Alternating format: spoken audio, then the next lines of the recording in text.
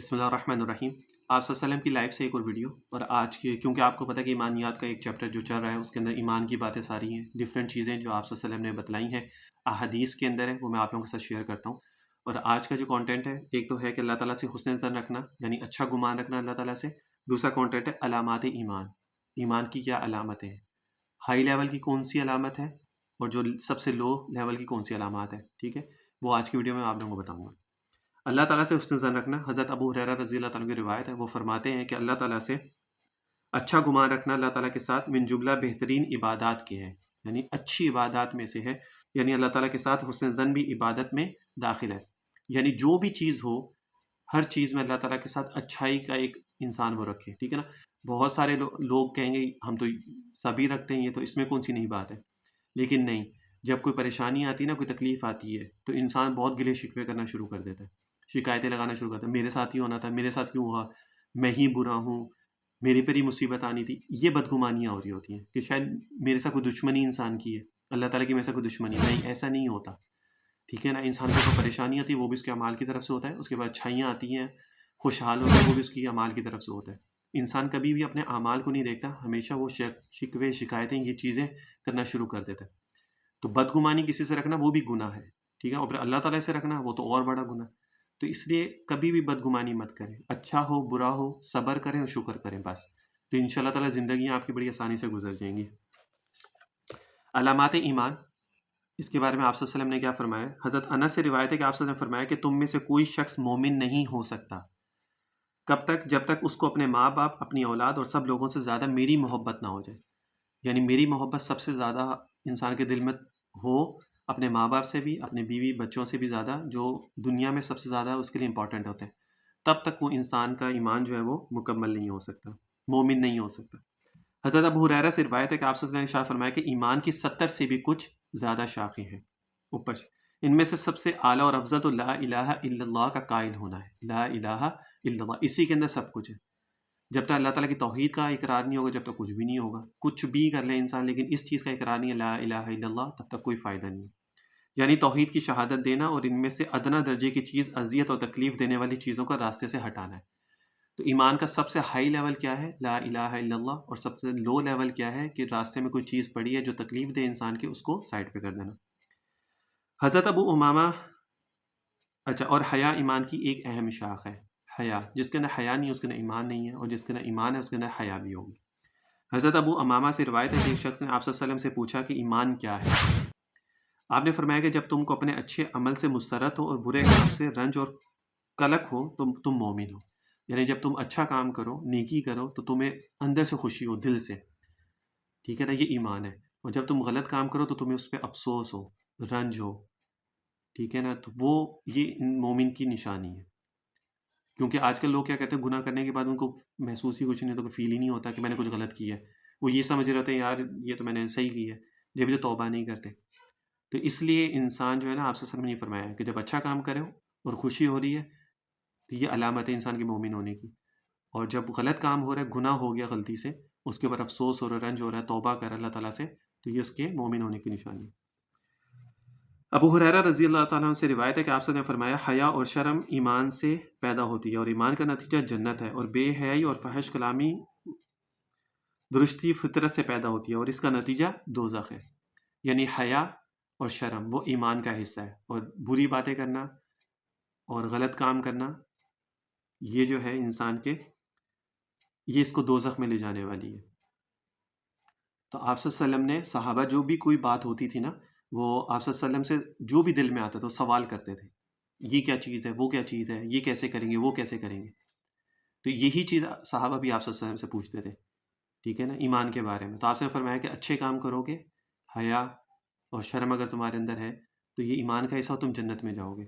اور اگر بے حیائی اور فحش کلامی، جو آج کل بہت زیادہ ہے، بے حیائی بھی اور فحش کلامی بھی، بری باتیں کرنا، تو درستی فطرت سے پیدا ہوتی ہے، بری فطرت سے یہ چیزیں پیدا ہوتی ہیں، اور اس کا نتیجہ جو ہے وہ دوزخ ہے۔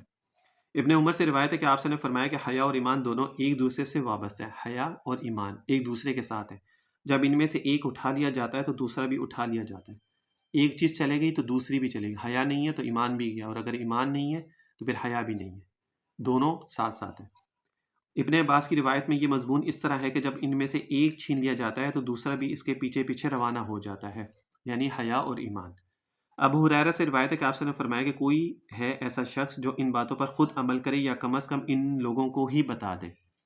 اب وہ باتیں کہ میں آپ کو بتا دوں بڑی امپورٹنٹ ہے کہ آپ نے فرمایا کہ خود عمل نہیں کر سکتے تو لوگوں تک ہی بتا دو جو ان پر عمل کرے۔ میں بولا یا رسول اللہ میں حاضر ہوں، آپ نے میرا ہاتھ پکڑا اور 5 باتیں شمار فرمائی۔ ٹھیک ہے، حضرت ابو ہریرہ روایت کر رہے ہیں اس بات کو۔ آپ نے فرمایا کہ خود انسان اس کے اوپر عمل کرے، خود نہیں تو پھر دوسروں تک اس چیز کو ضرور پہنچا دے۔ حضرت ابو ہریرہ فرماتے ہیں کہ جی میں حاضر ہوں، آپ مجھے بتائیں۔ آپ نے ان کا ہاتھ پکڑا اور فرمایا حرام باتوں سے دور رہنا بڑے عبادت گزار بندوں میں شمار ہوگا۔ حرام باتوں سے، بری باتوں سے، لغو باتوں سے، فحش کلامی سے، ان سے اگر دور رہو گے تو بزرگوں میں، بڑے لوگوں میں، عبادت گزار لوگوں میں تمہارا شمار ہونا شروع ہو جائے گا۔ اللہ تعالیٰ، دوسری بات، اللہ تعالیٰ جو تمہاری تقدیر میں لکھ چکا ہے اس پر راضی رہنا بڑے بے نیاز بندوں میں شمار ہو جائے گا۔ یعنی جو قسمت میں ہے اس کے اوپر راضی رہو، اچھا ہے، برا ہے، کم ہے، زیادہ ہے، تنگی ہے، خوشحالی ہے، کچھ بھی ہے، گلے شکوے نہ کرنا، شکایتیں نہ کرنا، صبر کرنا، شکر کرنا، تو اللہ تعالیٰ بے نیاز بندوں میں تمہارا شمار ہو جائے گا۔ اپنے پڑوسی سے اچھے سلوک کرتے رہنا، ٹھیک ہے، مومن بن جاؤ گے، جو آج کل یہ سب چیزیں جو ہے نا لوگوں میں آج کل بہت کم ہے۔ نمبر 4، جو بات اپنے لیے چاہتے ہو وہی دوسروں کے لیے پسند کرنا، کامل مسلمان بن جاؤ گے۔ جو چیز اپنے لیے چاہتے ہو وہی لوگوں کے لیے بھی پسند کرو، ایسا نہیں اپنے لیے اچھا پسند کرے اور لوگوں کے لیے اچھا نہیں پسند کرے، تو یہ بھی ٹھیک نہیں ہے۔ نمبر 5، اور بہت کہہ کے نہ لگانا کیونکہ دل کو مردہ کر دیتا ہے۔ بہت کہہ کے، جیسے میں نے آپ سے کی سنتوں پھر آپ لوگوں کو بتایا نا بہت دفعہ، آپ سے تبسم فرماتے تھے، اسمائل، جس کو ہم ہلکی سی پہ اسمائل کہتے ہیں، بہت ہوتا ہے۔ آپ سے کبھی بھی کہکا مار کے یا منہ کھول کے اس طرح کبھی بھی آپ سے نہیں ہنسے۔ اچھا، صحابی رسول روایت کرتے ہیں کہ آپ سے نے فرمایا کہ قسم اللہ تعالیٰ کی کہ وہ مومن نہیں، قسم اللہ تعالیٰ کی وہ مومن نہیں۔ 3 دفعہ انہوں نے فرمایا کہ میں نے کہا یا رسول اللہ کون مومن نہیں؟ ٹھیک ہے، صحابی روایت کرتے ہیں اور آپ سے نے فرمایا کہ قسم ہے اللہ تعالیٰ کی وہ مومن نہیں، قسم ہے اللہ تعالیٰ کی وہ مومن نہیں، قسم ہے اللہ تعالیٰ کی وہ مومن نہیں۔ تو صحابی نے پوچھا کہ یا رسول اللہ کون مومن نہیں؟ آپ نے فرمایا وہ آدمی جس کے پڑوسی اس کی شرارتوں اور آفتوں سے تنگ رہتے ہوں۔ تو آپ نے فرمایا کہ وہ مومن نہیں ہے۔ حضرت ابو ہریرہ سے روایت ہے کہ آپ نے فرمایا کہ تم جنت میں نہیں جا سکتے جب تک کہ صاحب ایمان نہ ہو جاؤ۔ جب تک تمہارے اندر ایمان نہ آ جائے تم لوگ جنت میں نہیں جا سکتے، اور تم پورے مومن نہیں ہو سکتے جب تک کہ تم میں باہمی محبت نہ ہو، آپس میں محبت نہ ہو۔ خون کے رشتے کی محبت نہیں ہے یہاں پہ، جس طرح اسلام میں کہا ہے نا ہر مسلمان مسلمان کا بھائی ہے، تو ہر مسلمان مسلمان سے محبت بھی کرے۔ آپ صلی اللہ علیہ وسلم نے یہ تو درس دیا، جب ایک دوسرے کے دل میں محبت ہوگی تبھی تو آپ اس کو دین کی طرف، اسلام کی طرف، اور اس کو قرآن، نماز، روزہ، زکوٰۃ، حج اس کو بتا سکو گے۔ کیا میں تم کو ایک ایسی بات نہ بتلا دوں کہ اگر تم اس پر عمل کرنے لگو تو تم میں باہمی محبت پیدا ہو جائے؟ اب نبی نے پہلے ایک سوال بھی کیا، ایک سوال ہوا کہ تم لوگ مومن نہیں ہو سکتے جب تک باہمی محبت نہ ہو۔ اب وہ محبت کیا، وہ بھی آپ صلی اللہ علیہ وسلم نے خود ہی بتا دیا کہ ہر چیز میں آپ صلی اللہ علیہ وسلم نے آسانی آسانی رکھی ہے۔ وہ بات یہ ہے کہ تم اپنے درمیان سلام کا رواج پھیلاؤ اور اس کو عام کرو۔ اب وہ محبت کیسے پیدا ہوگی؟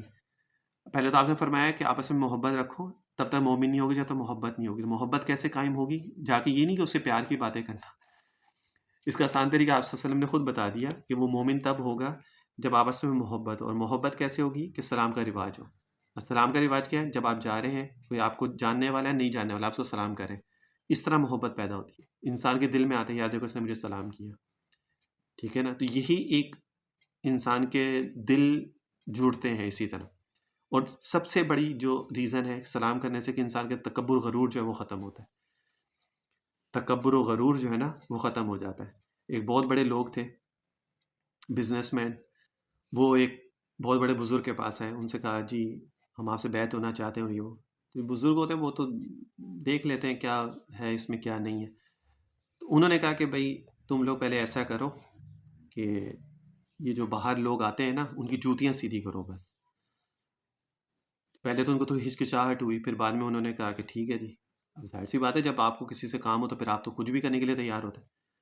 اب وہ جا کے جوتیاں ٹھیک کرنے لگے، کچھ دن انہوں نے ایسا کیا، اس کے بعد جب وہ آئے تو انہوں نے کہا بس اب تمہارے اندر سے ساری خرابیاں ختم ہو گئی، جو تمہارے اندر برائیاں تھیں وہ سب ختم ہو گئی۔ تو یہ چیز اصل ہوتی ہے کہ وہ انسان کام کرے جہاں اس کی فطرت اس کو ساتھ نہ دینا، تو پھر وہاں پہ، اور کیونکہ سلام کرنے میں بڑی پرابلم ہوتی ہے، یہ چیز میں نے نوٹ کی ہے۔ جو جاننے والا ہو اس کے ساتھ تو بڑی آسانی سے کر لے، جو جاننے والا نہیں ہے نا اس کے لیے منہ سے سلام نکلنا بڑا مشکل ہوتا ہے۔ اس لیے آپ صلی اللہ علیہ وسلم نے نا چھوٹی چھوٹی باتوں پہ جو ہے نا بڑی بڑی ریوارڈس وہ مسلمانوں کے لیے رکھے. تو خیر کوشش کریں کہ جتنی باتیں میں نے آپ لوگوں کو بتائی ہیں، آپ سنگ کی لائف سے تو ہے لیکن ایمان سے ریلیٹڈ ساری چیزیں ہیں. کوشش کریں ان میں سے کوئی ایک بات پہ بھی عمل ہو جائے تو ہمارے لیے بہت اچھا ہے. لوگوں تک ضرور شیئر کیا کریں تاکہ آپ کے ساتھ لوگوں کو بھی فائدہ ہو جائے. صلی اللہ علیہ وسلم تسلیما کثیرا کثیرا.